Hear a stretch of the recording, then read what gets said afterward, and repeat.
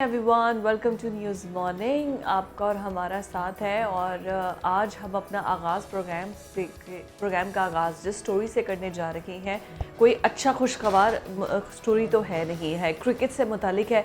लेकिन हम ऑस्ट्रेलिया के साथ जो उनकी परफॉर्मेंस है पाकिस्तानी टीम की, उस पर बात नहीं करेंगे। सोशल मीडिया पर मुबैना ऑडियो लीक जो ज़का अशरफ साहब की हुई है, उससे मुतालिक हम बात करने जा रहे हैं। आई एम श्योर कि सबने वो सुनी भी होगी कि वो किस तरीके से बाबर आज़म के बारे में गुफ्तगू ऐसी कर रहे हैं नाजेबा किस्म की। मैं कुछ उसका मफहूम आपको बता देती हूँ, जिसमें वो बता रहे हैं कि बाबर आज़म को कप्तानी से हटाना है क्योंकि उनकी बहुत ज़्यादा दोस्तियाँ हैं। ड्रेसिंग रूम एक पॉलिटिकल इन्वायरमेंट की सूरत हाल इख्तियार कर गया है। 8 लड़के हैं जो कि मिल के ग्रुप चला रहे हैं, जिसकी वजह से पाकिस्तानी टीम जो है उसकी परफॉर्मेंस इतनी ख़राब हो रही है। ये गुफ्तगू की जा रही है। और उससे भी ज़्यादा अजीब बात है कि कोई 2 ख़वातीन हैं जिनके साथ ये बैठकर वो गुफ्तगू कर रहे हैं और उसके बाद ये ऑडियो लीक होती है और उसके बाद तहलका मचता है। और उसके बाद हसन अली पर भी उंगलियां उठ रही हैं, उसके बाद अलावा बाबर आज़म पे और जिन 8 लड़कों का जिक्र कर रहे हैं ज़का अशरफ साहब, उन पर भी। लेकिन उससे पहले अकाउंटेबल आंसरेबल ज़का अशरफ साहब भी हैं कि जो गुफ्तगू कर रहे हैं, उसके बाद इस किस्म की जो प्राइवेट गुफ्तगू है उसका इस तरह से लीक आउट होना और इस तरह से मैनेजमेंट कमेटी के साथ इस चीज़ को डिस्कस करना।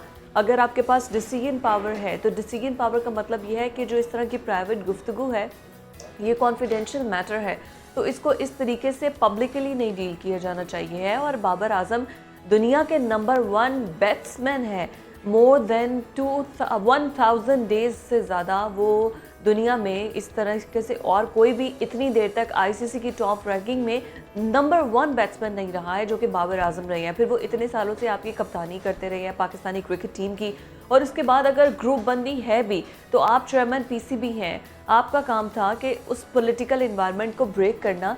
पॉलिटिकल इन्वायरमेंट को ब्रेक करने के बाद टीम के अंदर ऐसी पॉजिटिव तब्दीलियां लाना। अभी जिस तरह से वर्ल्ड कप में हमारी परफॉर्मेंस रही है, हमारे सामने है। आपने कहा बाबर आज़म की कप्तानी से हटा दिया जाएगा, उन्होंने खुद ही रिज़ाइन कर दिया इज़्ज़त बचाने के लिए, या फोर्सफुली उनसे लिया गया, या he was willing to give up on his captaincy, that's another debate.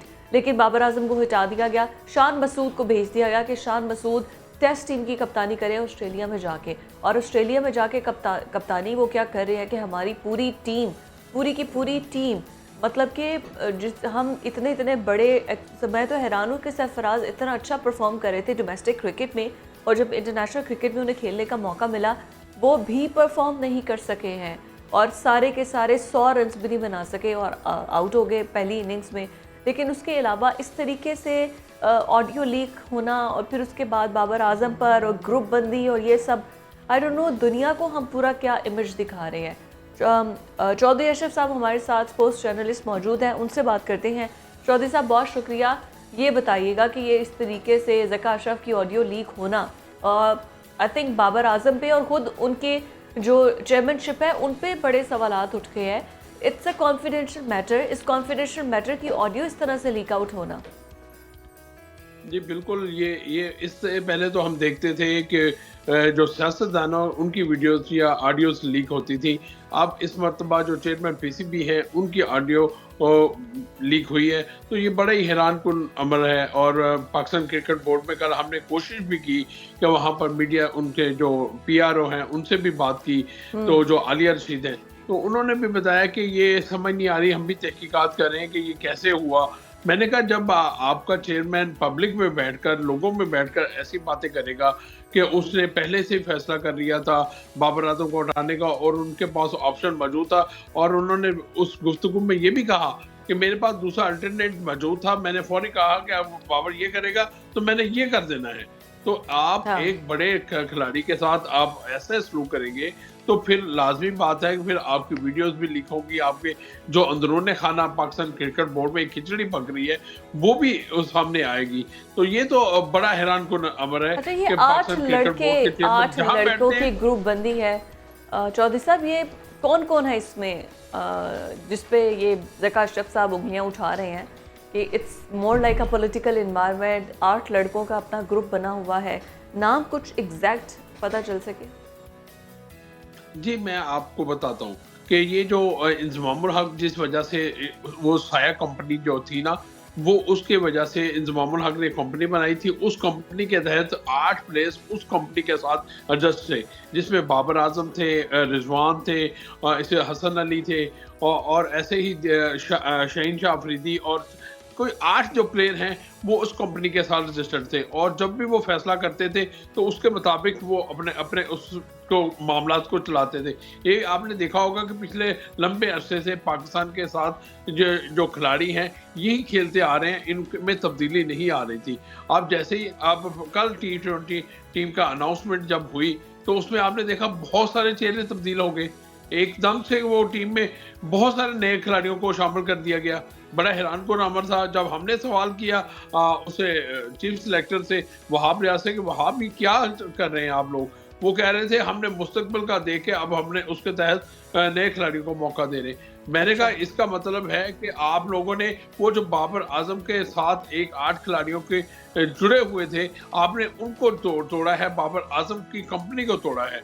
तो उन्होंने इस बात पे जवाब तो गोल ही कर गए, और फिर हमने उस एक और बात कही थी कि क्या आप की इसकी जिम्मेदारी लेते हैं कि जो आप टेस्ट में हारे हैं, पहला आपने इतनी तब्दीलियां कर दी, कप्तान तब्दील कर दिया, टीम के कॉम्बिनेशन तब्दील किए, तो अब आप T20 में भी आप इसी तरह जा रहे हैं। तो फिर उन्होंने उस पर भी वहाब रियाज ने कहा कि मैं हर चीज़ का जवाब दे सकता हूँ, तो जवाब दिया कोई नहीं है। लेकिन पाकिस्तान क्रिकेट बोर्ड में जो मामला चल रहे हैं, कोई इतने बहुत सारे मामला है, और आपको आइंदा आने वाले दिनों में बड़ी खबर मिल सकती है। अच्छा, मैं आप लोगों किस को ये रिलेटेड? बता देता हूँ कि जो क्योंकि पाकिस्तान क्रिकेट बोर्ड के हवाले से जो आईपीसी मिनिस्ट्री है उसने भी काफ़ी इस चीज़ का नोटिस लिया है कि ज़का अशरफ ने अगर ऐसे किया है, ये मामला चलाए हैं, तो उस हवाले से आईपीसी मिनिस्ट्री अगले चंद दिनों में दोबारा ज़का अशरफ को तलब कर सकती है, और जो इलेक्शन कमिश्नर को उसने कह दिया है कि वो फौरी तौर पर बोर्ड के इलेक्शन कराने की तरफ जाए। अगर बोर्ड के इलेक्शन कराने की तरफ जाते हैं, जो एक शिक है वो उसके तहत ज़का अशरफ उसके अहल नहीं है कि पाकिस्तान क्रिकेट बोर्ड का वो इलेक्शन लड़ सकें। तो ये बड़ी, आप मैंने बताया ना, आने वाले दिनों में आपको बड़ी खबर मिलने वाली है जल्द। ओके, इसका मतलब है कि काफ़ी तब्दीलियां आ जाएंगी। लेकिन जहाँ तक मुझे गुफ्तगू समझ आई है आपकी, चौधरी साहब, हमारे वाकई में जो ड्रेसिंग रूम से लेकर फील्ड तक, फील्ड से लेकर टीम मैनेजमेंट तक, हर कोई ग्रुपिंग का शिकार है हमारे क्रिकेट के अंदर। अभी अगर आप कह रहे हैं कि बड़ी तब्दीलियां आ सकती हैं, तो कैंडिडेट कौन हो सकते हैं मज़ीद आगे चेयरमैनशिप के लिए? क्या इसके अलावा पुराने ही चेहरे रिपीट होंगे या कोई नए भी आएंगे? नहीं, ऐसा नहीं है। अभी इस हवाले से जो ना वो फैसला अगले, मैंने बताया ना, अगले चंद दिनों में होने जा रहा है। कैंडिडेट तो बहुत सारे हैं, नजम सेठी भी दोबारा कैंडिडेट हैं।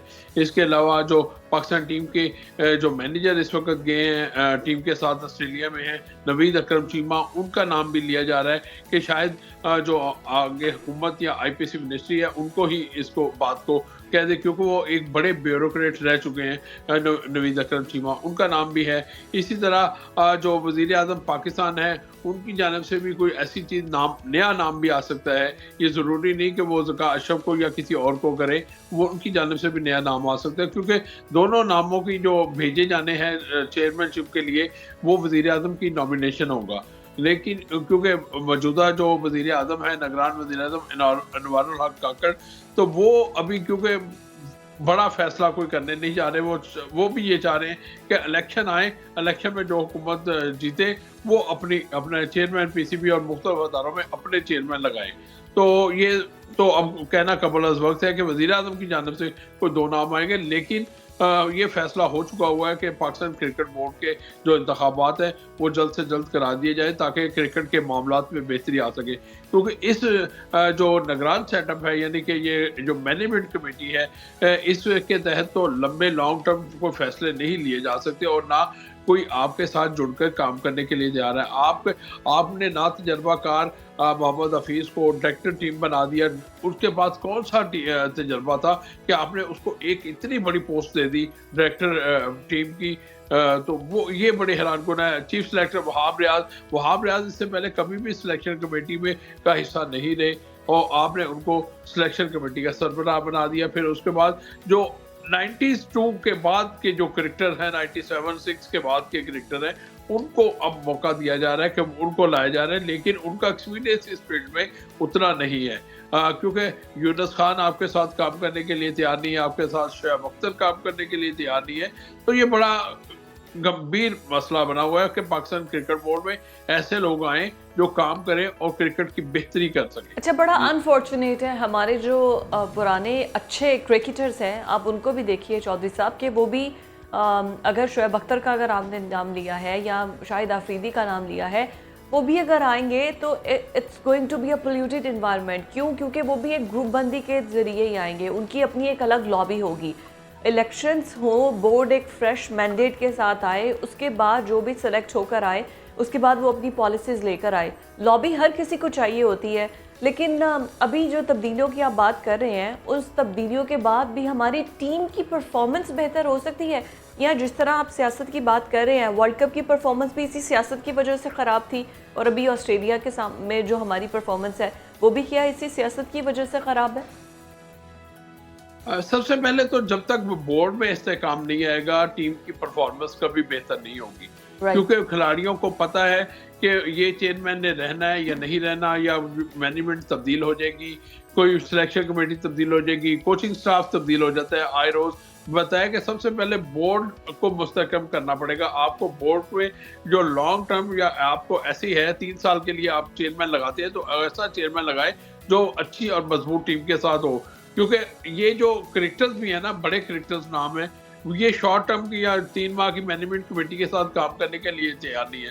आपने देखा कि आगे आपकी क्रिकेट बहुत ज़बरदस्त, आपने T20 वर्ल्ड कप खेलना है, उसके लिए आपके पास अगले सिर्फ 6 माह में 5 माह तकरीबन रह गए हैं। आपने T20 वर्ल्ड कप के लिए टीम बनानी है, वो टीम अब किस तरह बनाएगी, अभी से आपको उसकी तैयारी करना पड़ेगी। आप न्यूजीलैंड के खिलाफ 5 T20 मैच खेले, ये उसी वर्ल्ड कप की तैयारी का हिस्सा है। अच्छा, ये वर्ल्ड कप की तैयारी की जो आप बात कर रहे हैं, हमारे यहाँ पर जब PSL होगा, उसके बाद ये कह दिया जाता है कि नया टैलेंट हंट किया गया है।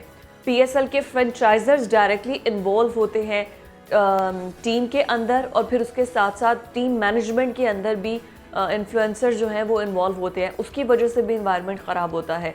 तो ये PSL से जो एक रिवायत शुरू हुई है, टीम मैनेजमेंट के अंदर चेयरमैन से लेके टीम के प्लेयर तक, 12 प्लेयर तक, ये जो एक सियासत चल रही है, इसको भी स्टॉप करने के लिए कोई इक़दाम किए गए हैं? जी, बहुत अच्छा आपने सवाल किया। मैं आपको बताता हूँ कि जो आपने फ्रेंचाइज की बात की, तो आज ही जब ये न्यूजीलैंड के खिलाफ टीम का अनाउंसमेंट हुई, तो उसमें अचानक पेशावर ज़ल्मी से तल्लुक़ रखने वाले खिलाड़ियों को नुमाया तौर पर 3 खिलाड़ी वहाँ से उन्होंने फ्रेंचाइज के शामिल किए। तो ये फ्रेंचाइज का भी लाजमी तौर पर प्रेशर होता है कि उनके खिलाड़ियों को जब वो फ्रेंचाइज में आ जाएं, तो वो आगे पाकिस्तान टीम की नुमाइंदगी करें, क्योंकि जब फ्रेंचाइज का क्रिकेटर का पाकिस्तान की नुमाइंदगी करता है, तो फिर उनका भी जो और टीम का कम्बिनेशन है, वो टीम की वैल्यू बढ़ती है। तो ये आपकी बात दुरुस्त है कि फ्रेंचाइज का भी प्रेशर है। अब जहाँ तक वर्ल्ड कप है, 5 माह तो वर्ल्ड कप को रह गए हैं, तो आपने तजर्बात नहीं करने, आपने एक मजबूत टीम बनानी है। आप अभी से 5 माह रह गए हैं, आपको कितने T20 मैच मिलेंगे उस 5 माह में, क्योंकि आपने सुपर लीग खेलनी है, जो पाकिस्तान का 9वां एडिशन है, और उसके बाद फिर आपने उससे आगे जाना है। तो आपको 20-22 खिलाड़ियों का एक पूल तैयार करना चाहिए, और उसी पर नजर फोकस रखना चाहिए कि वो पाकिस्तान सुपर लीग में उनकी कारकर्दगी क्या होती है। अगर पाकिस्तान सुपर लीग में उनकी कारकर्दगी बेहतर होती है, तो फिर आप एक टीम का कॉम्बिनेशन बना लें, लेकिन आपको अभी इस चीज़ के फैसले करने होंगे। बिल्कुल ठीक है, फैसले करने होंगे। अच्छा, अभी चौधरी साहब, मैं आपसे जानना चाहूँगी कि अभी इमीडिएट आपको क्या नज़र आ रहा है टीम के अंदर, क्या सजेस्ट करेंगे, ऐसी क्या तब्दीलियाँ आनी चाहिए जिससे पाकिस्तानी टीम की परफॉर्मेंस बेहतर हो? अभी तो तीनों फॉर्मेट्स में हमारी परफॉर्मेंस बिल्कुल पुअर है। बिल्कुल, आपने दुरुस्त कहा कि तीनों फॉर्मेट टेस्ट कर ले लें, वनडे ले लें और T20 ले लें, पाकिस्तान की कारकर्दगी बहुत ही नाक़िस है।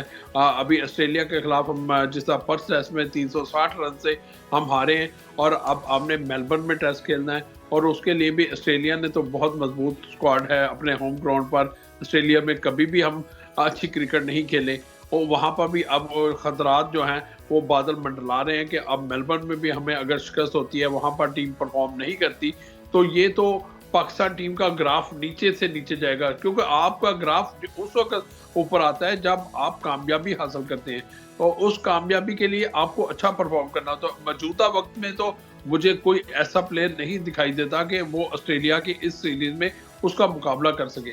और उसके बाद सॉरी, और उसके बाद आपने T20 सीरीज खेलनी है। T20 सीरीज के लिए आपने बिल्कुल यंगस्टर डाल दिए।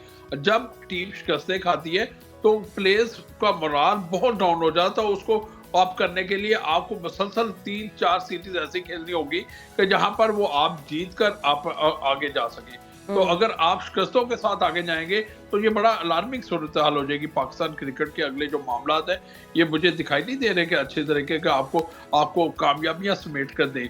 बिल्कुल, मैं इस टीम जो न्यूजीलैंड के खिलाफ टीम आपने अनाउंस की है, कल ही अनाउंस की है पाकिस्तान क्रिकेट बोर्ड ने, वो ऐसी टीम नहीं है कि आप न्यूजीलैंड को न्यूजीलैंड में हरा कर आ जाए। वहाँ पर आपको स्ट्रगल करना पड़ेगा, क्योंकि पहली मर्तबा शहनशाह अफरीदी जो है ना वो टीम की क़यादत करने जा रहे हैं T20 में। और बेशक वो उन्होंने लाहौर कलंदर्स की जानिब से 2 टाइटल जीते हैं पाकिस्तान सुपर लीग के, लेकिन जो इंटरनेशनल सीरीज़ होती है और जो पाकिस्तान सुपर लीग के मैचेस होते हैं उनमें बहुत फ़र्क होता है, क्योंकि आप उस वक्त पूरी टीम, मजबूत टीम के खिलाफ आप खेल रहे होते हो। और न्यूजीलैंड के खिलाफ अगर आप शिकस्त खाते हैं, 5 मैचेस की सीरीज़ है, तो फिर तो आपके लिए उसके बाद वर्ल्ड कप की तैयारी बहुत ही मुश्किल हो जाएगा। तजर्बात ना किए जाएं, अब फैसले किए जाएं कि हमने ये 20 लड़के, ये 25 लड़के लेकर वर्ल्ड कप के लिए जाना है। तो अगर हम तजर्बात पे जाएंगे तो फिर तजर्बात पाकिस्तान टीम को नुकसान पहुंचाएंगे।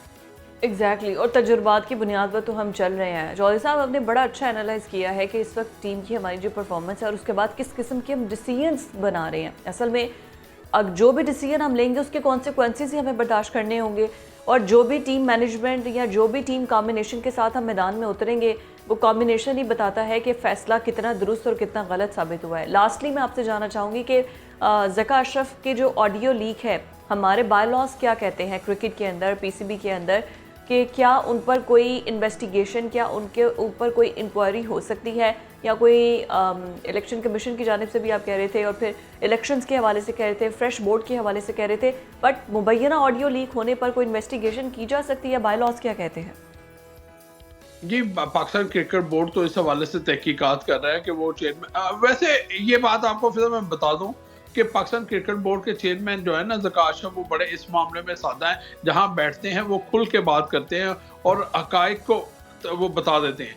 लेकिन क्योंकि इस वक्त बाबर आजम को कप्तानी से हटाया, तो बाबर आजम के लोग भी कोशिश कर रहे हैं कि कोई ऐसी चीज़ निकाली जाए, तो मलबा जो है वो पाकिस्तान क्रिकेट बोर्ड पर डाला जाए कि पाकिस्तान क्रिकेट बोर्ड ने किया है। लेकिन ये बात आपकी दोस्त है कि कोई ऐसी तहकीकात होनी चाहिए कि क्यों ये ऑडियो लीक हुई, या ज़का अशरफ को अब ऐसे फैसले करने होंगे कि उन्हें पब्लिक में बैठकर या मुख्तलिफ फंक्शंस में बैठकर टीम की या टीम में तब्दीलियों के हवाले से कोई बात नहीं करनी चाहिए।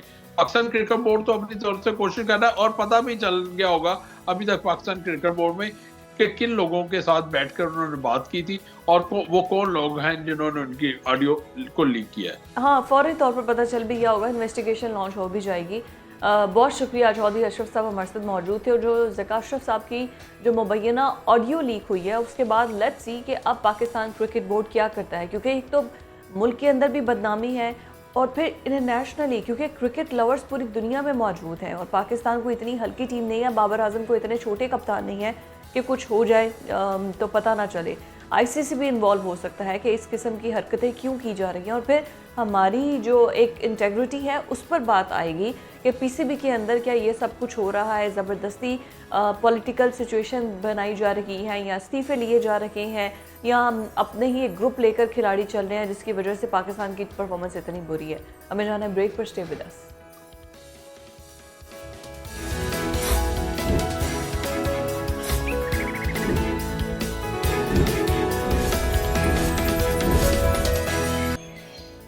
ब्रेक के बाद आपको खुशरामदीद कहेंगे, और अभी हेल्थ सेगमेंट में हम आपसे जिस इशू पर बात करने जा रहे हैं, आपको पता है कि इस टाइम हमारा लाइफस्टाइल इतना अनएक्टिव है और हर इंसान, आप कितना भी अपना खुद का ख्याल रख लें, ऐसा होता है कि आप इनरली बहुत ज़्यादा ना आपको फिटीग महसूस होती है, थकावट महसूस होती है, आपके आपको लगता है पट्ठों में हर वक्त दर्द है, सम टाइम वो किसी बीमारी से रिकवरी के टाइम पर आपको ऐसा फील हो रहा होता है, या फिर आप किसी बीमारी के अंदर जब एंटर हो रहे होते हैं, आपको नहीं पता होता लेकिन आपके बॉडी को फील हो रहा होता है, इंटरनली जो फंक्शंस अंदर चल रहे होते हैं, जिसके जब आउटकम्स बाहर आते हैं तो उसमें फिर ऐसा होता है कि थकावट महसूस होती है, नींद नहीं आती है, लैक ऑफ स्लीप होता है, फिर डिप्रेशन है, एंजाइटी है, इरिटेशन है, मतलब ये सब आपके अंदर ही अंदर ये सब कुछ चल रहा होता है और हमें पता ही नहीं होता है। और इस किस्म के पे ट्रीटमेंट के लिए थेरेपिस्ट मौजूद है जिनके पास आप जाते हैं अपनी मेंटल हेल्थ के लिए भी, अपने फिज़िकल हेल्थ के लिए भी। और फिर जो फिजियोथेरेपिस्ट, आपको पता है कि ये इतनी टर्म आम हो चुकी है कि अब तो हर कोई, किसी को भी जोड़ों का दर्द हो, पट्ठों का दर्द हो, बैकबोन का मसला हो, घुटने की इंजरी हो, कोई इंटरनली कोई भी किसी किस्म का मसला हो, तो फिर आपको फिजियोथेरेपिस्ट का रुख किया जाता है। ये कहा जाता है कि आप मेडिसिन तो लें, लेकिन मेडिसिन के साथ साथ आप फिजियोथेरेपी अपनी ज़रूर करवाएं ताकि आप रिकवर कर सकें जो भी आपको पट्ठों का दर्द है, जो भी। और अभी जिस इशू पर हम बात करने जा रहे हैं वो है जी फाइब्रोमियाल्जिया, जो कि जिसकी वजह से आपकी यादाश्त असरअंदाज होती है, आपके मिजाज में इरिटेशन आती है, फिर इसके अलावा आपको हर वक्त थकावट सी महसूस होती है, जैसे आप हर वक्त टायर्ड हैं, आप उठ के सो के उठ के आते हैं तो भी आपको ऐसा लगता है कि जैसे आप जंग लड़के कोई आए हैं, और आपको हर वक्त इनरली बहुत ज़्यादा ना इरिटेशन होती है और उसकी वजह से आपको फिर नींद भी नहीं आती है। तो फिजियोथेरेपिस्ट किस तरीके से इसका इलाज इससे किया जा सकता है, या प्लस फिजियोथेरेपी कितनी ज़रूरी है आपको अपने एक हेल्दी लाइफस्टाइल के लिए कि आप अपनी थेरेपी या कोई भी एक्सरसाइज ज़रूर करें। इसी पर बात करने के लिए डॉक्टर फरियाल सफ्तर जो कि थेरेपिस्ट है हमारे साथ मौजूद है। अस्सलाम वालेकुम doctor Faryal, welcome to news morning.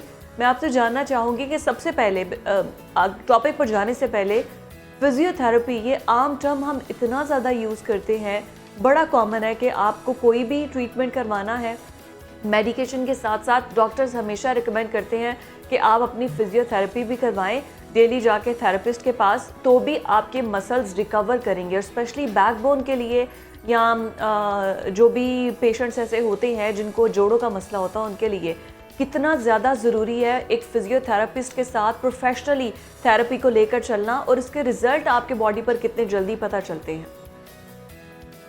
Thank you so much, Ms. Fiza, for having me at your show and giving me the chance to speak about this topic.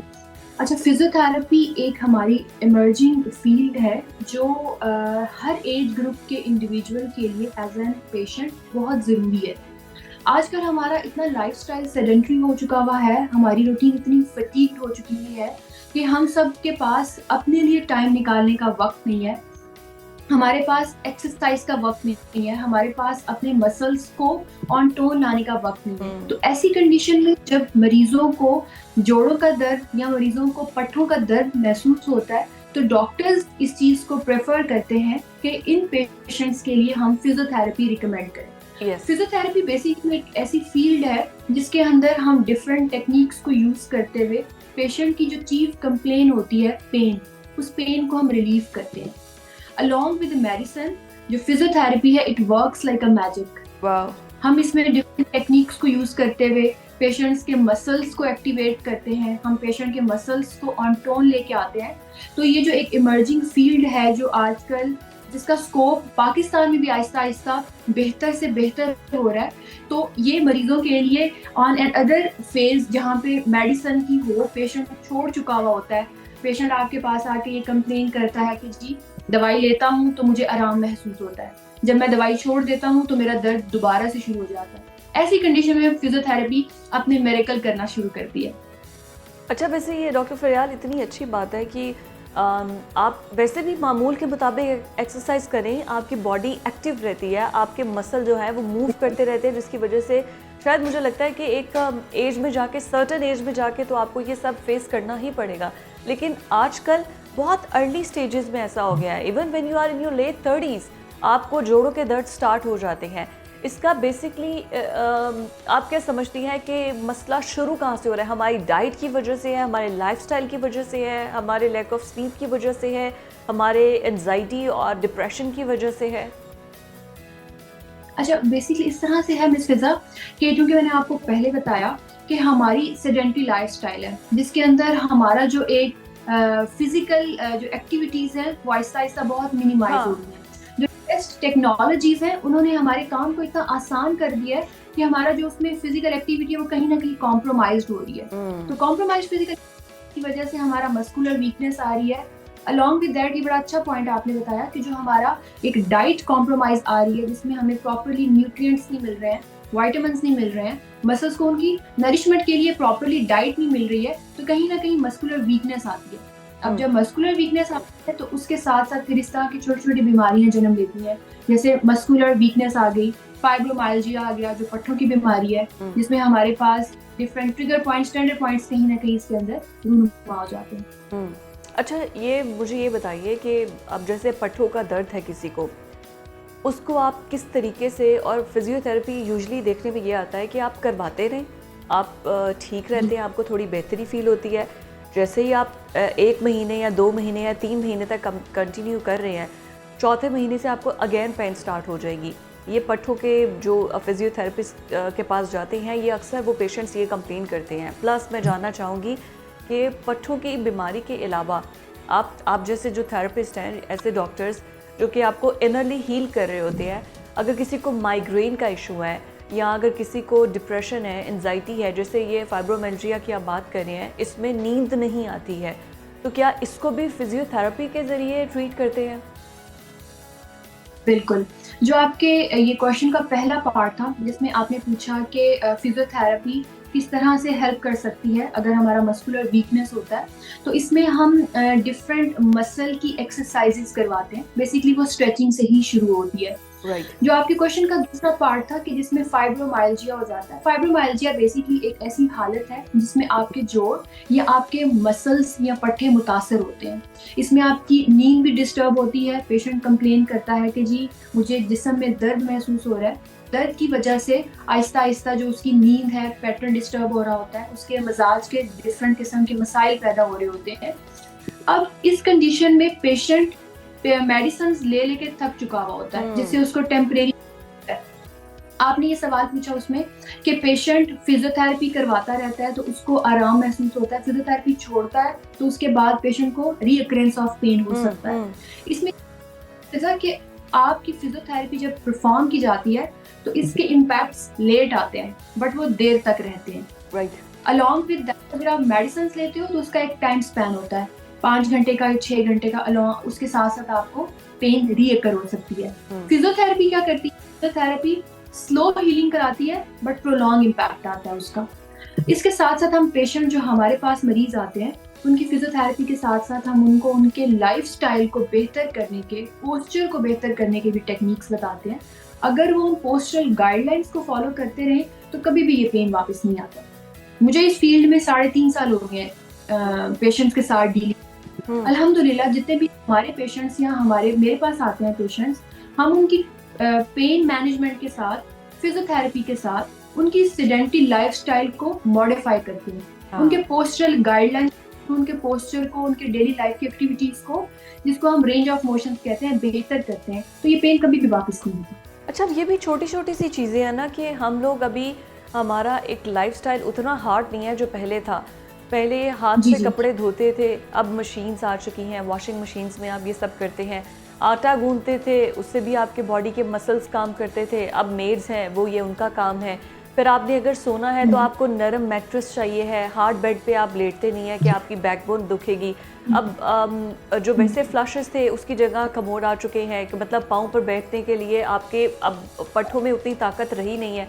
अब इस सारी सूरत हाल में जब आसाइशें इतनी ज़्यादा हो चुकी हैं, इसके ऑल्टरनेटिव में आप सजेस्ट क्या करेंगे ऐसे तमाम लोग जो कि अर्ली स्टेजेस में जिन्हें पट्टों का मसला हो जाता है, बैकबोन में पेन रहता है, टांगें सो जाती हैं, घुटनों का दर्द रहता है, क्या करना चाहिए है?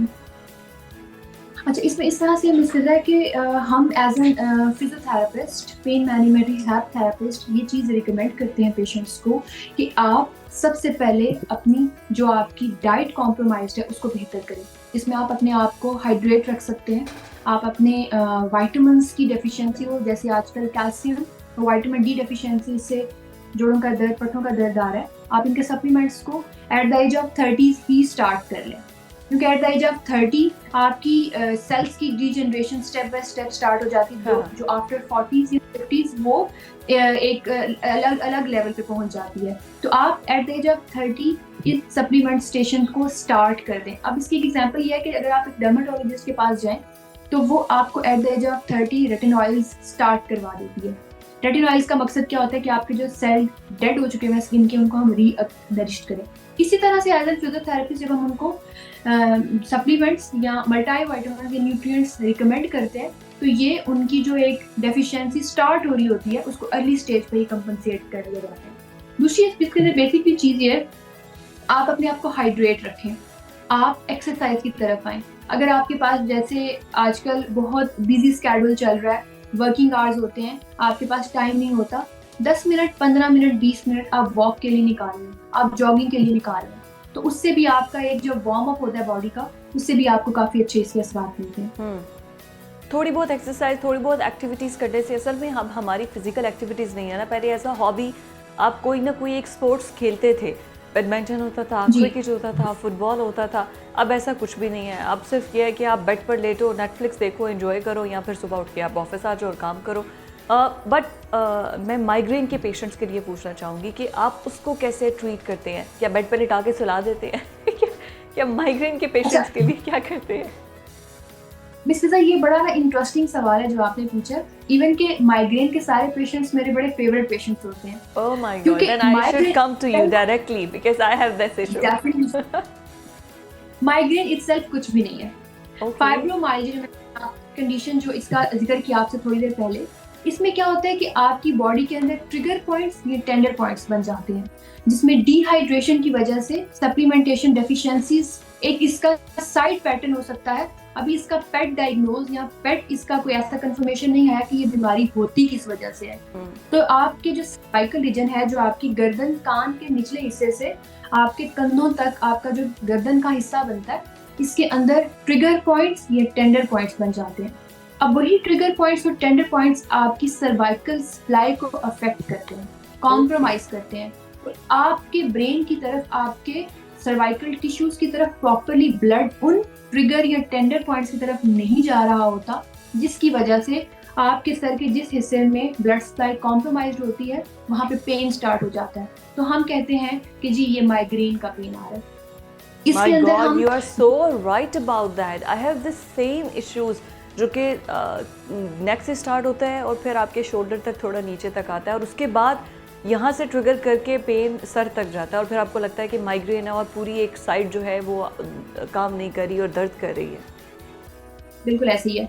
इस सूरत में जब पेशेंट हमारे पास आता है तो हम सबसे पहले डिफरेंट मोडालिटीज़ जिसके अंदर हम टेंस यूज़ कर सकते हैं, हम हॉट पैक यूज़ करते हैं, वो पेशेंट के ऊपर इम्प्लांट करके तो पेशेंट के हम मसल्स को रिलैक्स करते हैं जो बहुत ही स्टिफ हुए हुए होते हैं।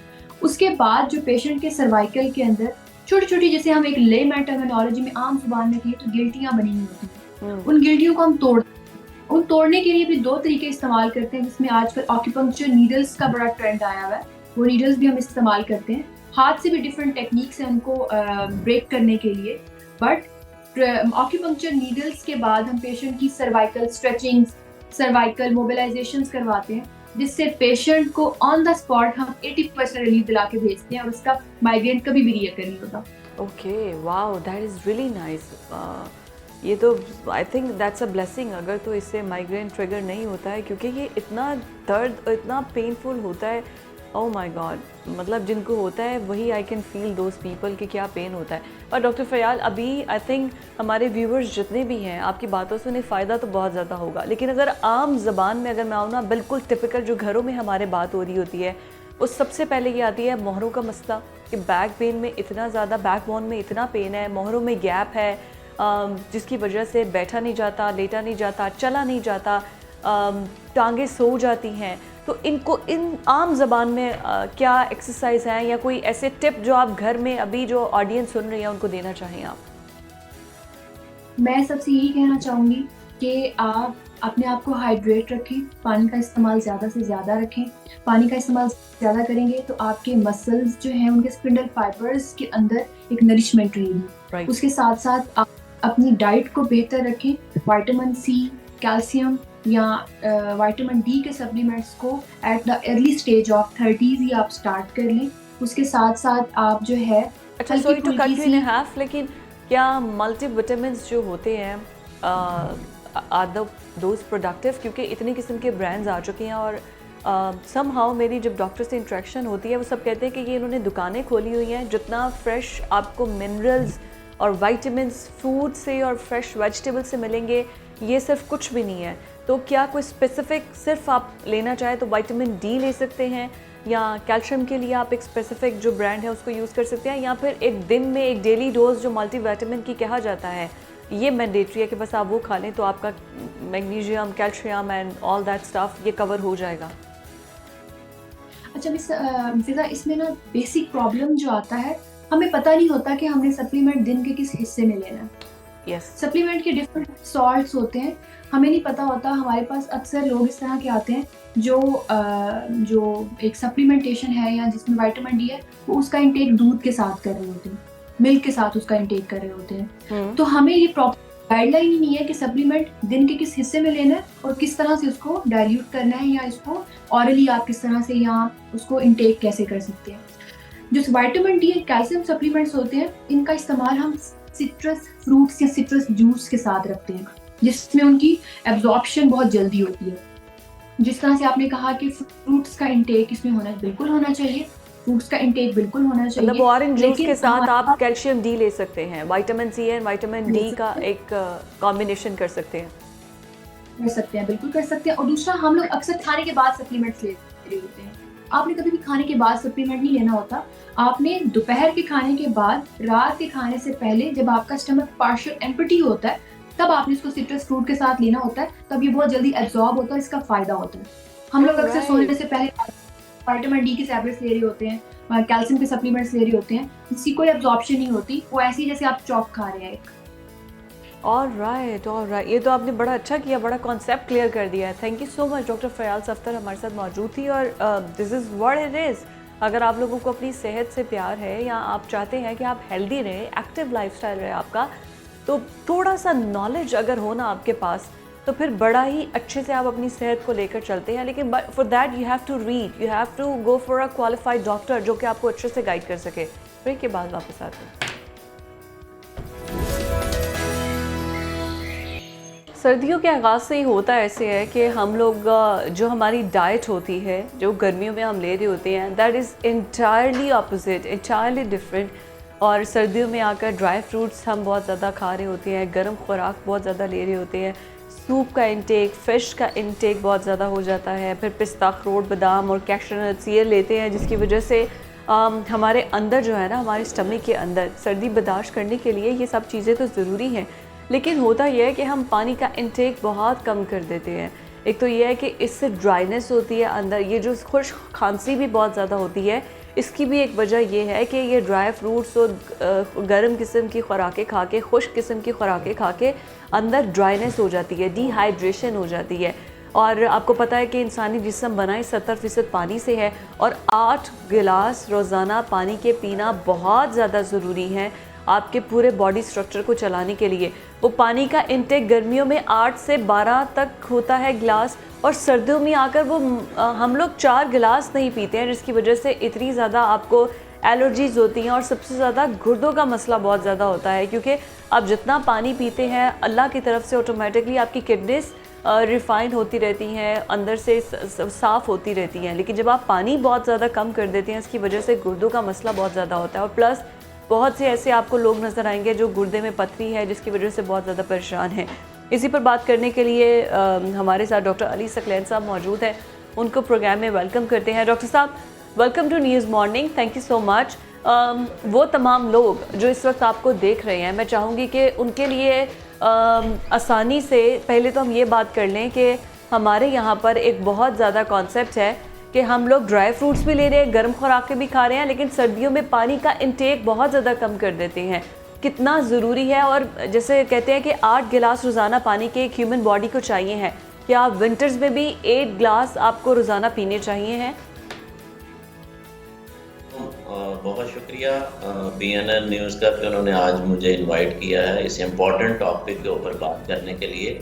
बड़ा अच्छा आपने मौसम के हवाले से ये एक पॉइंट उठाया है, और मैं थोड़ा सा बात को इस तरह आगे बढ़ा के आपके सवाल की तरफ आता हूँ कि पहले गुर्दों के फंक्शन को ज़रा हम जल्दी से देख लें कि गुर्दे बहुत अहम अज़ा हैं जी जी, जो जिस्म में फाजल मादों का जो इखराज है उसको करते हैं। जिस्म में जो पानी की जितनी भी तकसीम है, डिस्ट्रीब्यूशन है, हर सेल तक वो जितना ज़रूरत है वो जिस्म के अंदर रुक जाता है, और जो एक्स्ट्रा पानी है वो पेशाब के रास्ते जिस्म से निकालते हैं। नमकियात का बैलेंस ये गुर्दे करते हैं। ब्लड प्रेशर के कंट्रोल का निज़ाम गुर्दों में मौजूद है।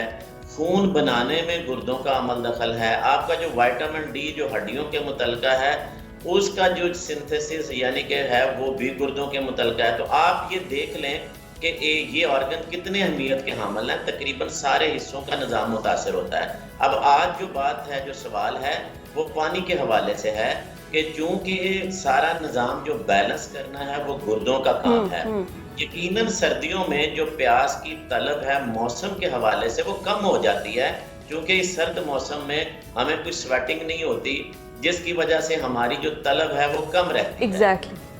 अब हमारे यहाँ एक और है कि सर्दियों में जो लिक्विड इनटेक है ना उसका पैटर्न भी चेंज हो जाता है। मसलन हम अगर गर्मियों की बात करें तो हमें ठंडा पानी या पानी सादा या इस तरह के मशरूबात पीने की ज़्यादा जो है वो तलब होती है। अच्छा, अब सर्दियां हैं चूँकि, तो इसमें ये पानी ठंडा या इस तरह के मशरूबात का इस्तेमाल बिल्कुल ऑलमोस्ट ज़ीरो हो जाता है। इसकी जगह जो हॉट ड्रिंक्स हैं जिस तरह चाय कॉफ़ी ये ले लेते हैं। जी। अब मैं बात बताऊं आपको कि चाय और कॉफ़ी ये दोनों पानी का नेमुल बदल नहीं हो सकते। ये आपके जिस्म को वो वाला पानी की जो हाइड्रेशन स्टेटस है वो प्रोवाइड नहीं कर सकते जितना कि एक सादा पानी आपको कर सकता है। अब एक कॉफ़ी का कप आप पीते हैं तो जिस्म में वो चूँकि कंसंट्रेटेड होता है, उसकी जो लेवल है ऑस्मोलैलिटी का वो ज़्यादा होता है। अगर उसके साथ आप 2 से 3 गिलास लिक्विड इस्तेमाल ना करें, आप ये आजमा के देख लें, तो आपको पेशाब जो है वो थोड़ा गाढ़ा होके आना शुरू हो जाता है। आपको जलन सी महसूस हो सकती है, पेशाब की रंगत ज़्यादा पीली हो जाती है।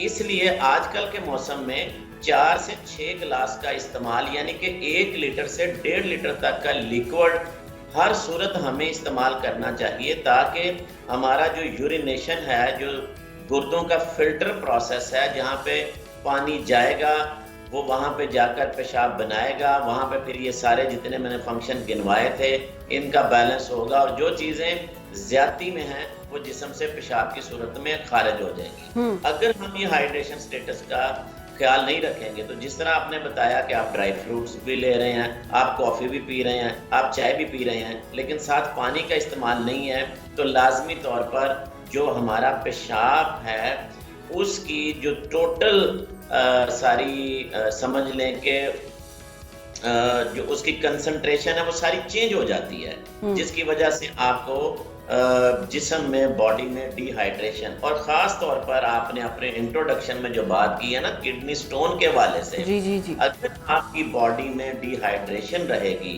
तो जो किडनी स्टोन्स हैं उनकी जो बनने की रफ्तार है, वो जो क्रिस्टल्स बनते हैं जो पहले, वो ज़्यादा हो जाते हैं। इसलिए बॉडी में ये जो हाइड्रेशन स्टेटस है इसका मेंटेन रहना बहुत ज़रूरी है। अच्छा डॉक्टर साहब, आपने बड़ा डिटेल में, बड़ी अच्छी बात है आपने हमें बता दिया कि किडनीज़ के हमारे बॉडी में ऐसे ऐसे फंक्शंस हैं और हम इतनी को ख़ास तवज्जो देते नहीं है। जब पेन होती है तब हमें होता है कि हाँ भाई कोई मसला है। समटाइम ऐसा होता है कि किडनी पे पानी जब आप बहुत ज़्यादा उसका इंटेक कर भी लेते हैं फिर भी आपको किडनीज़ में पेन रहता है। एक ये कि पानी हमारे यहाँ पर साफ़ है नहीं है, बॉयल करने का कॉन्सेप्ट है नहीं है कि इतनी मेहनत करे कौन, पहले बॉयल करें फिर ठंडा करें फिर उनको बॉटल्स में डालें, और जो फिल्ट्रेशन प्लांट से हमें मिलता है वो भी पता नहीं है कि प्योरीफाई है, मिनरल्स का, न्यूट्रिएंट्स का कह तो दिया जाता है, लेकिन जो जैसे हमारे यहाँ पर सफाई सुथराई के इंतज़ामात हैं तो आई एम श्योर कि इतना जो कहा जाता है उसके मुताबिक तो होगा नहीं।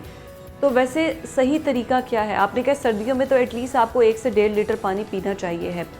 क्या पानी बॉयल करने का रिकमेंडेशन आप देंगे या फिर जो फिल्ट्रेशन प्लांट से भी मिल रहा है, is that good for the body? अच्छा जी, बहुत अच्छी बात आपने की है। लाजमी बात है कि जहाँ तक आप अगर क्वालिटी की बात करते हैं तो वो सब जगह पर एक जैसी नहीं, कहीं ना कहीं पे उसमें उतार चढ़ाव का ये खदशा मौजूद होता है। देखिए फिल्ट्रेशन प्लांट जितने भी लगे हुए हैं, अगर तो उनकी मेंटेनेंस, उनकी सर्विस वो वहाँ पे क्वालिटी चेक, वाटर जो एंड प्रोडक्ट बनती है उसका चेक हो के उसको, ये क्योंकि उसका एक प्रोसेस है कि हर 15 दिन के बाद उनके फिल्टर चेंज होने चाहिए, महीने की उसकी सर्विस है, फिर वाटर की क्वालिटी वक्तन फवक्तन चेक होती रहे, तो वो तो मुज़र सेहत नहीं है।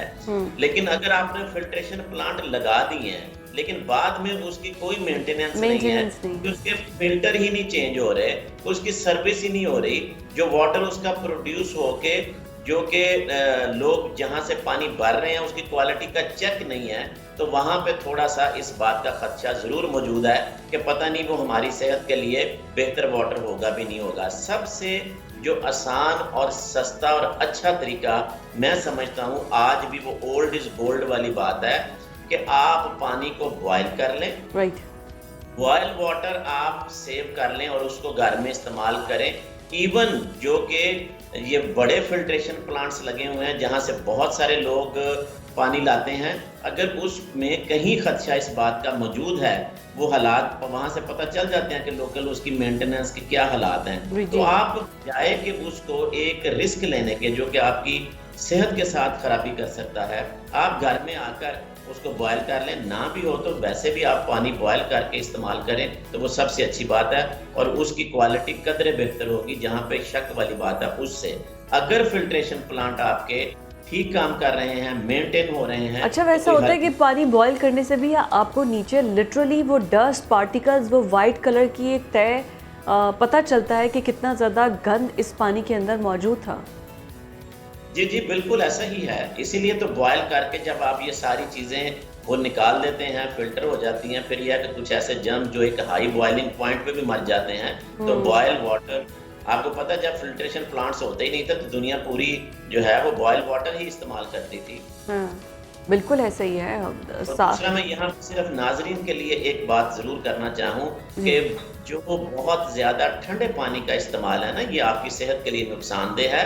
नॉर्मल टेम्परेचर पानी इस्तेमाल करें और आजकल तो वैसे भी जरा नीम गर्म पानी को इस्तेमाल किया जा सकता है। आप चाइनीज, जापानीज जिनकी उम्रें इतनी इतनी लंबी हैं, वो आज भी उनकी जो रूटीन है वो नीम गर्म पानी का इस्तेमाल है, वो फ्रिज का ठंडा पानी इस्तेमाल नहीं करते। तो गर्मियों में भी नीम गर्म पानी ही इस्तेमाल करते हैं। जी बिल्कुल ऐसा ही है। और उसी कहते हैं हम, उसके फ़ायदे भी आपको बाद में जो पीते हैं फिर उन्हीं को पता चलता है कि इसके कितने फ़ायदे हैं भी, वरना गला ख़राब, नज़ला ज़ुकाम, ये तो सबसे पहले आपको फ्लू स्टार्ट ही ये ठंडे पानी पीने की वजह से होता है।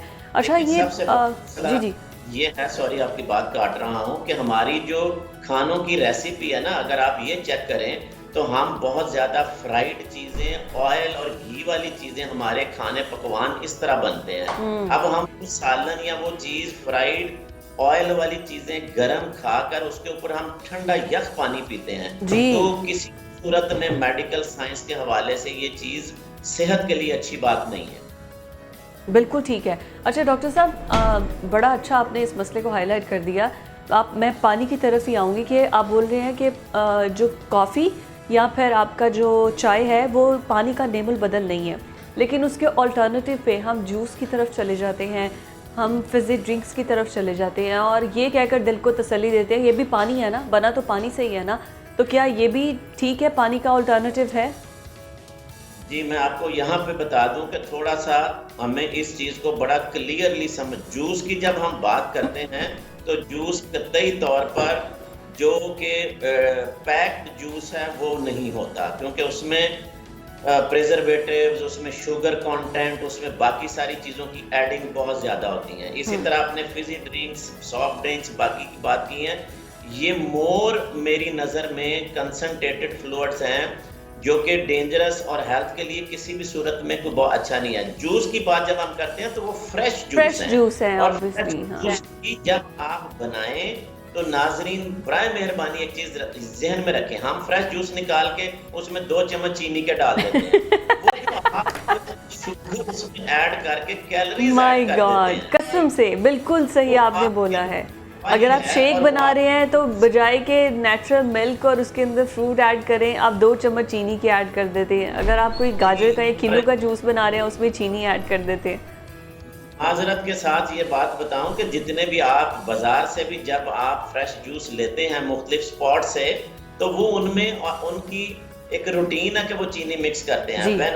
अगर मैं कभी वहां से कोई लेता हूँ तो मैं पहले ही उसको बता देता हूँ कि भाई इसमें किसी किस्म की कोई ना एडिंग नहीं नमक करना। ना चीनी, कुछ भी नहीं ऐड करना। नो वे, आप नेचुरल फ्रूट के जूस और उस टेस्ट को एंजॉय करें, और वो आपकी सेहत के लिए अच्छा है। हाँ, अच्छा, जो भी व्यूवर्स हमें इस वक्त देख रहे हैं, मैं चाहूँगी कि कोई फाइनल लास्टली आप कोई टिप ऐसी देना चाहें, कोई मशवरा ऐसा देना चाहें कि इस पर ज़रूर अमल करें तो आपको ये गुर्दों के अमराज और फिर उसकी वजह से, अच्छा ये सिर्फ ऐसा नहीं है, अगर आप गुर्दे डिस्टर्ब है ना, उसकी वजह से आपकी ओवरऑल हेल्थ पर, आपकी स्किन पर इतना बुरा इफ़ेक्ट आता है, तो क्या टिप आप देना चाहेंगे? मैं टिप्स ये देना चाहूँगा। सबसे पहले तो जो मैं अपने मुल्क में यंग बच्चों को स्कूल लेवल से आप देख रहा हूँ, सिगरेट नोशी इस मुल्क में तबाही का बायस सेहत की बन रही है। सबसे पहले तो खुदारा तंबाकू नोशी से जान छुड़ाएं। दूसरे नंबर पर हमारा जो लाइफ स्टाइल है वो बिल्कुल सेडेंट्री हो गया है। ना स्कूलों में ग्राउंड्स हैं, ना बच्चे स्पोर्ट्स कर रहे हैं, ना फिजिकल एक्टिविटी कर रहे हैं, ना बड़े कर रहे हैं। अपने एक्टिव लाइफ स्टाइल में वापस आएँ, वॉक करें, हल्की फुल्की वर्जिश, जिम, जिस तरह भी आप करना चाहें। तीसरी बात यह है कि हमारे यहाँ जो सेहतमंद लोग हैं वो कभी अपना टेस्ट ही नहीं कराते। अब गुर्दे की बीमारी को हम खामोश कातिल कहते हैं। गुर्दे की बीमारियों की शुरू की स्टेज में तो लामत ही कोई नहीं होती। मैं सिर्फ टेस्ट गिनवा देता हूँ, ये 4 चीजें अगर साल में एक दफा हर नॉर्मल इंसान कर ले तो कम से कम अपने गुर्दों की और ओवरऑल वो अपनी प्रॉब्लम को जांच सकता है। एक सीबीसी का टेस्ट है जी, दूसरा यूरिन कंप्लीट टेस्ट है जी, तीसरा गुर्दे के फंक्शन का क्रेटिनिन का एक टेस्ट है, खून में होता है जी। और चौथी बात मैं एक अल्ट्रासाउंड की कर रहा हूँ। अब ये 4 चीजें अगर साल में एक दफा हर सेहतमंद बंदा करा के देख ले, मुझे कोई प्रॉब्लम तो नहीं है। 90% गुर्दे की बीमारी को इन 4 टेस्टों से जांचा जा सकता है। और आप शुरू होने से पहले ही अगर कोई ऐसा होता भी है तो आप उसको पकड़ सकती हैं, बजाय कि it's too late. Thank you so much, doctor Ali Saqlain साहब हमारे साथ मौजूद थे, और जिन लोगों को ये मसले हैं, आई एम श्योर कि वो इन टिप्स पर अमल ज़रूर करेंगे।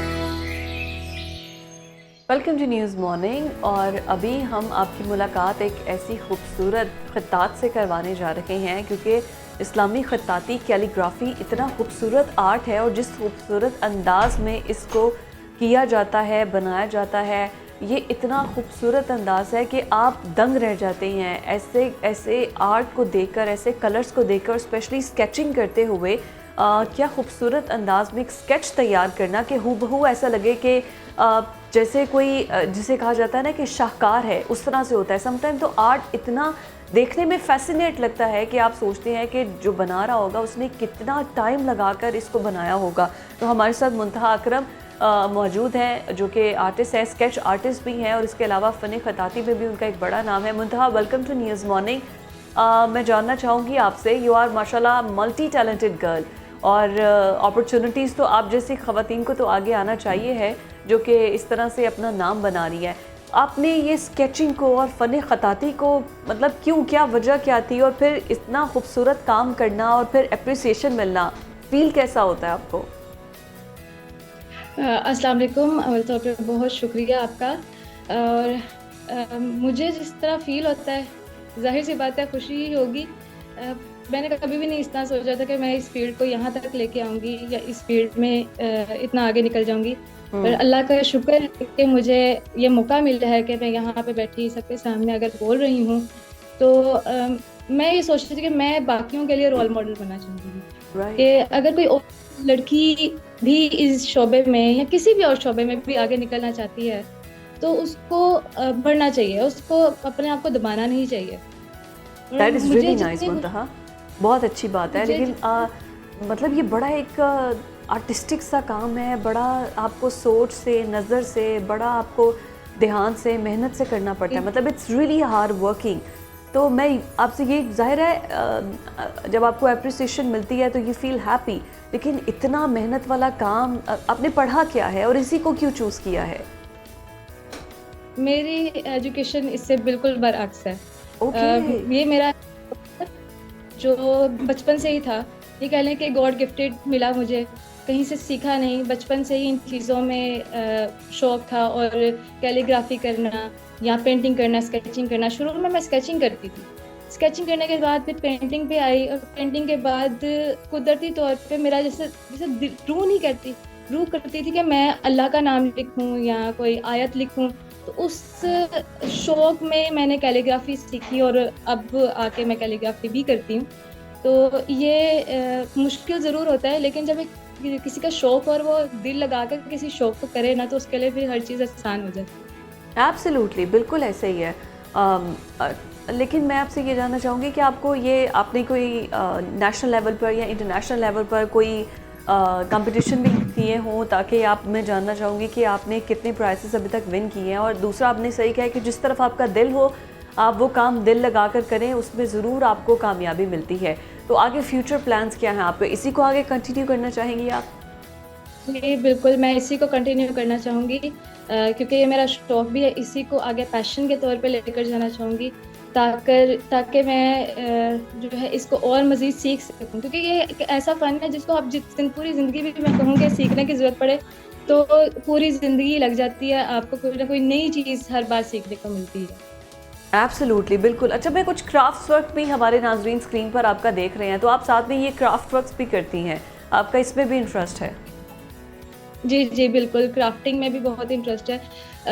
आर्ट सिर्फ ये महदूद नहीं कि मैं स्केचिंग, पेंटिंग या कैलीग्राफी की तरफ सिर्फ करूं। मुझे जो चीज़ दिलचस्प लगती है या जो चीज़ मुझे अट्रैक्ट करती है, मैं उसी को सीखने की कोशिश करती हूँ। इसी तरह क्राफ्टिंग में जिस तरह मैं एक्सप्लोइन बॉक्सेस जो थे वो बनाती थी, या गिफ्ट बॉक्सेस जो हैं वो मुझे बड़े दिलचस्प लगते थे कि ये यूनिक है, तो मैं उसको बनाते हुए उसी का फिर आगे जो एक्सप्लोर करना, और अब माशाल्लाह से उसी का काम भी कर रही हूँ अल्हम्दुलिल्लाह। अच्छा, तो दिस ये इज़ वेरी सेल भी नाइस। करती हूँ। आपके हम देख रहे हैं कि खूबसूरत अंदाज में आपने फ़न ख़ताती भी किया हुआ है और क्राफ्ट्स का काम भी आप कर रही हैं। तो अगर कोई आपसे इस तरह से गिफ्ट बॉक्स बनवाना चाहते हैं कि प्रोफेशनली भी आप इन्हें बना कर देती हैं ऑर्डर्स? जी जी बिल्कुल, जिसका भी ऑर्डर आता है मैं बना कर देती हूँ, जिस तरह, और वैसे भी कस्टमाइज होते हैं, जिस तरह कस्टमर की डिमांड हो उस तरीके से बना कर देती हूँ। अच्छा, Same पाकिस्तान में वैसे इसका जिस तरह- फ्यूचर क्या नज़र आता है आपका? मतलब बाहर तो इसको बड़ा हाथ के काम को तो बड़ा अप्रिशिएट किया जाता है, तो पाकिस्तान के अंदर इसका फ्यूचर क्या है? पाकिस्तान के अंदर अब आकर ये चीज़ें जो है ना वो हाईलाइट होना शुरू हुई हैं। पहले इसको बिल्कुल भी इतनी फ़ोक़ियत हासिल नहीं थी।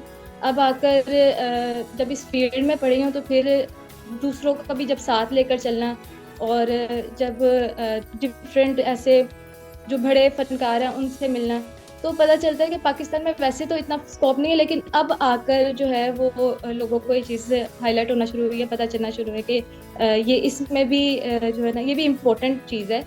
अगर मैं स्पोर्ट्स को लेती हूँ एक साइड पे, तो स्पोर्ट्स को अगर आगे आ रही, तो ये भी एक ज़हनी स्पोर्ट ही है, इसको भी ज़हनी स्पोर्ट्स ही कहते हैं, जिसमें कह लें डिप्रेशन के मरीज़ भी अगर ये करना शुरू करें फ़न, तो उनका डिप्रेशन भी कम हो जाएगा। ये एक ऐसा फ़न, मतलब डाइवर्जन है ना, इसमें डाइवर्जन है, आपका माइंड आप जिस तरफ लगा देते हैं उस तरफ चलता है। That is really nice Muntaha. बड़ा खूबसूरत आपके ये कलर्स हैं और ये गिफ्ट बॉक्सेस हैं और आप फ़न ख़ताती करती हैं। दैट इज़ रियली अप्रिशिएटिंग, और I wish you the best कि आप आगे भी इन फ्यूचर यही इसी तरह का काम करते रहें।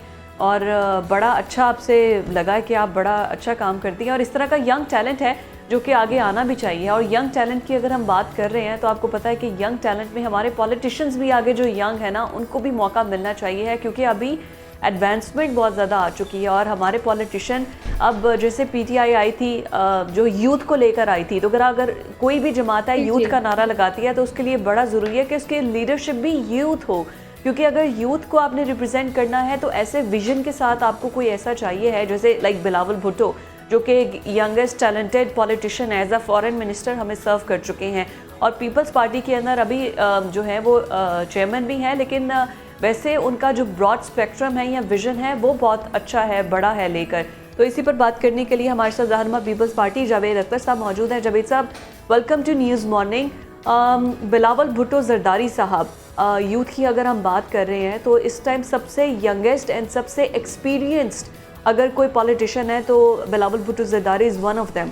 तो पीपल्स पार्टी का फ्यूचर कमिंग इलेक्शंस में, आप तो खुद उनके रहनुमा हैं, क्या उम्मीदें हैं? कोई अपनी हुकूमत बना पाएगी या फिर उसी तरह सिंध तक ही महदूद रहेंगे? जी, बिस्मिल्लाहिर्रहमानिर्रहीम। शुक्रिया फिज़ा। बात ये है कि हमारे जो चेयरमैन हैं इस वक्त पीपल्स पार्टी के, वो वाकई ही पाकिस्तान के एक यंग लीडर हैं। जैसे कि मोहतरमा बेनज़ीर भुट्टो साहबा थी, क्योंकि उन्होंने भी जब भुट्टो साहब का केस चल रहा था लाहौर हाई कोर्ट में, तो वो उसी वक्त मार्शल डिक्टेटरशिप के खिलाफ जदोजहद में लेकर आई थी। तो इसलिए ये पीपल्स पार्टी के पास ये हमेशा से ही क्रेडिट है। जुल्फ़िकार भुट्टो भी 23 ईयर्स ओल्ड थे तो उस वक्त वो सियासत में आगे आ चुके थे। इसी तरह एक तीसरी नस्ल है जो यंग जो है वो आ रही है लीडरशिप पीपल्स पार्टी से। तो बात यह है कि जहाँ तक आपने बात की है कि जी सिंध तक रहेंगे, नहीं, ऐसी कोई बात नहीं। आपने देखा है कि बलूचिस्तान में इस वक्त पीपल्स पार्टी की जो इसकी जो मेयर की और टाउन चेयरमैनों की सीटें हैं, वो इसके सेकंड नंबर पे हम पीपल्स पार्टी है उधर जी, और पूरे बलूचिस्तान में। तो ये एक बहुत बड़ी अचीवमेंट है। दूसरी बात यह है कि आपने देखा होगा कि बलूचिस्तान के बहुत बड़े जो सियासतदान थे जो उनकी वहाँ उस वक्त वहाँ अपनी सीटें रखते हैं और जीतते हैं, वो पीपल्स पार्टी में आ चुके हैं।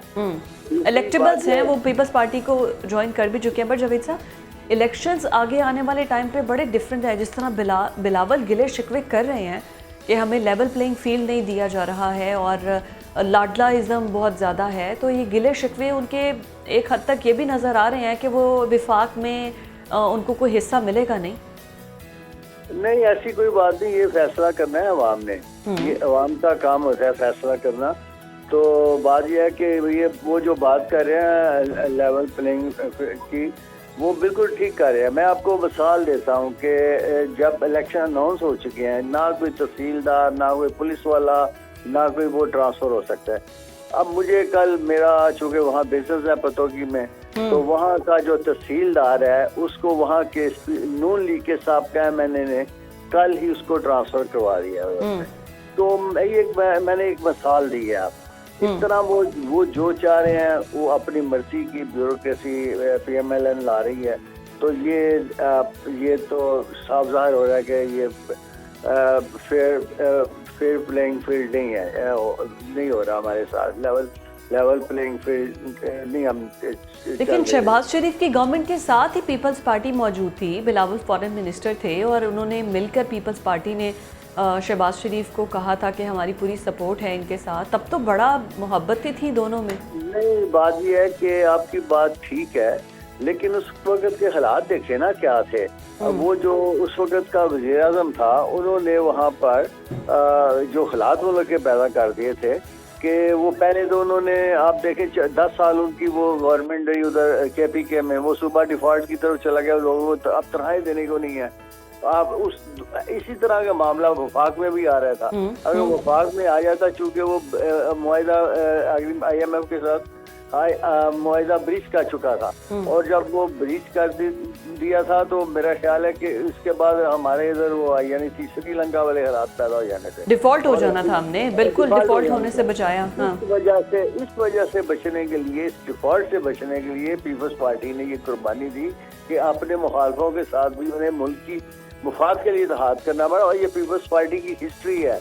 जिन्होंने जुल्फ़िकार भुट्टो के कत्ल में शरीक थे, पाकिस्तान पीपल्स पार्टी ने उनके साथ भी इत्तेहाद किया था एक डिक्टेटरशिप के खिलाफ, जो ज़िया-उल-हक के खिलाफ मिल के चले थे, जिन्होंने भुट्टो साहब के कत्ल में उस ज़िया-उल-हक की मामनत की थी। ये सिर्फ पीपल्स पार्टी नेशनलिस्ट पार्टी है और वो हमेशा मुल्क की मफाद का सोचती है। ये एक हिस्ट्री है, पार्लिमानी पार्टी है ना। बट जावेद साहब, अभी पीपल्स पार्टी के अंदर भी आप देखिए कि बिलावल भुट्टो जरदारी के बयानात अलग हैं, जरदारी साहब के बयान अलग हैं, और फिर ये भी खबरें थी कि दोनों में इख्तलाफात भी हैं, नाराज़गियाँ भी हैं। तो इस हवाले से क्या खबरें आपके पास? नहीं, अभी देखिए, आपने शायद कल बयान पढ़ा होगा कि कोयटा में जरदारी साहब ने अपनी तकरीर में कहा है कि बिलावल जो है वो पाकिस्तान का मुस्तकबिल है। जी हमें बिलावल को मजबूत करना चाहिए